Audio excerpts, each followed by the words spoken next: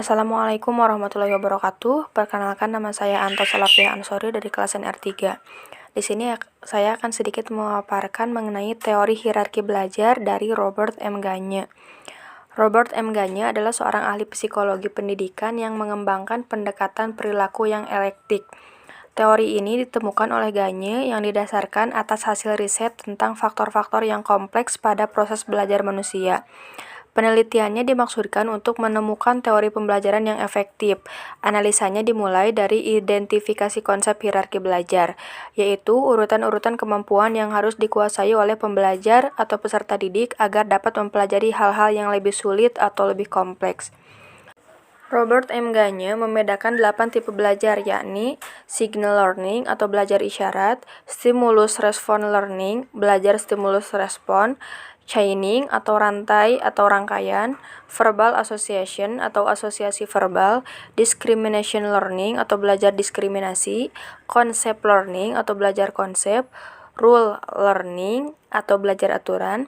Yang terakhir, problem solving atau pemecahkan masalah. Belajar berlangsung dalam 4 fase, yakni fase apprehending, fase acquisition, fase storage, dan fase retrieval. Keempat fase ini berlangsung berturut-turut. Dalam fase apprehending, seseorang harus memperhatikan stimulus tertentu, harus menangkap artinya dan memahaminya. Suatu stimulus dapat ditafsirkan dengan berbagai cara, misalnya sakura dapat ditafsirkan sebagai nama bunga di Jepang atau berbagai nama film. Setelah itu terjadi fase acquisition, dan ini terbukti dari kesanggupan yang diperoleh oleh seseorang untuk melakukan sesuatu yang belum diketahui sebelumnya. Kemampuan yang baru itu disimpan. Ini disebut fase storage. Ada kalanya apa yang dipelajari itu disimpan atau diingat sebentar saja. Misalnya, beberapa menit seperti nomor telepon untuk memutar nomor tertentu. Dapat pula diingat sepanjang hidup. Jadi, ada ingatan jangka pendek, ada pula ingatan jangka panjang. Yang terakhir ini sangat penting bagi pendidikan. Apa yang disimpan itu pada suatu waktu dapat dikeluarkan dan diambil dari simpanan. Ini disebut fase retrieval atau pengambilan kembali. Retrieval ini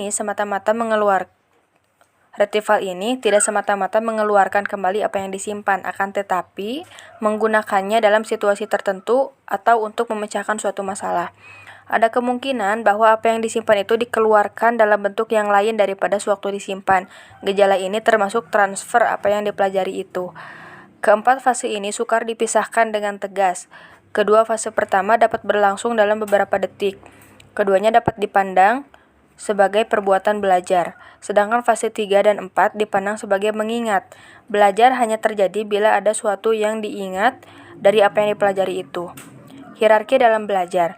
Untuk mempelajari sesuatu, untuk dapat memecahkan suatu masalah, seseorang harus mampu menguasai kemampuan-kemampuan atau aturan-aturan yang lebih sederhana, yang merupakan prasyarat guna pemecahannya. Setiap aturan pada tingkat yang lebih tinggi memerlukan penguasaan aturan pada tingkat yang lebih rendah. Bila ada sesuatu yang tidak dikuasai dalam hierarki atau jenjang itu, maka pelajar akan menghadapi kesulitan. Perencanaan hierarki dalam mengajar.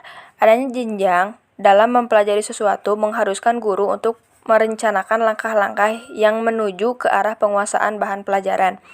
Jadi kita dapat menganalisis prasyarat untuk memahami bahan pelajaran yang akan kita berikan, dengan menganalisis prasyarat-prasyarat atau langkah-langkah secara berangsur surut, sampai aturan atau konsep yang paling sederhana. Dengan demikian, kita akan memperoleh semacam peta tentang hal-hal yang diperlukan. Dengan adanya analisis, langkah-langkah itu kita ketahui secara sistematis jalan mana yang harus ditempuh oleh murid agar memahami bahan pelajaran itu.